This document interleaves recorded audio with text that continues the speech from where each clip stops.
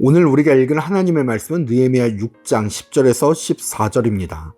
내가 이르기를 나 같은 자가 어찌 도망하며 나 같은 몸이면 누가 외소에 들어가서 생명을 보존하겠느냐, 나는 들어가지 않겠노라 하고 아멘.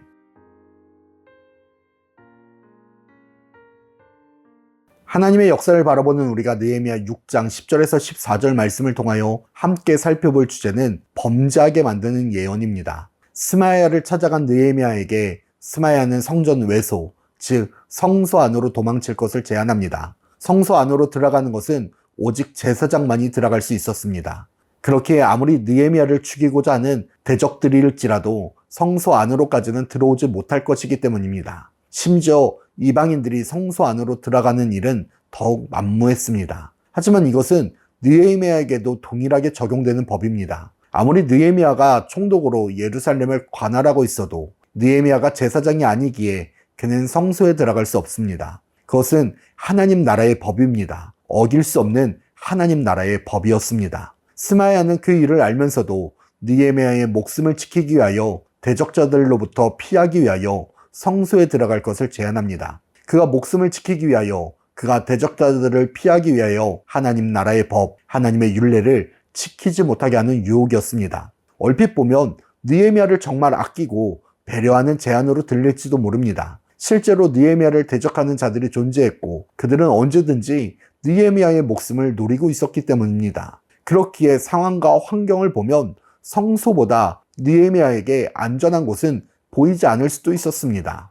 그러나 그곳은 느헤미야가 절대로 들어가서는 안 되는 곳입니다. 그리고 느헤미야는 성소에 들어가지 않더라도 하나님이 보호하시고 인도하실 것입니다. 느헤미야도 이것이 그들의 계략임을, 자신을 함정에 빠지게 만들려고 하는 작전임을 깨달았습니다. 자신이 죄를 지어 사람들로부터 신뢰를 잃게 만들고 성벽을 쌓는 일을 멈추게 만들려고 하는, 하나님의 일을 망가뜨리려고 하는 대적자들의 속셈임을 알아차립니다. 그리고 성소로 숨는 일을 거부합니다. 느헤미야의 이런 결단은 우리의 신앙에도 매우 중요한 요소입니다. 세상은 나를 위한다는 이유로, 사단은 나를 보호한다는 이유로, 죄는 나를 도와준다는 이유로 하나님의 법, 말씀을 떠나게 만듭니다. 하나님의 뜻을 거부하게 만들고 뒤돌아서게 만듭니다. 그것이 나를 위한 것인 듯 속입니다. 그러나 하나님의 일을 하는 사람일수록, 하나님의 나라를 세워나가는 사람일수록 중요한 것이 정직입니다. 그리고 하나님 나라의 법을 지키는 것이고 말씀을 지키는 것입니다.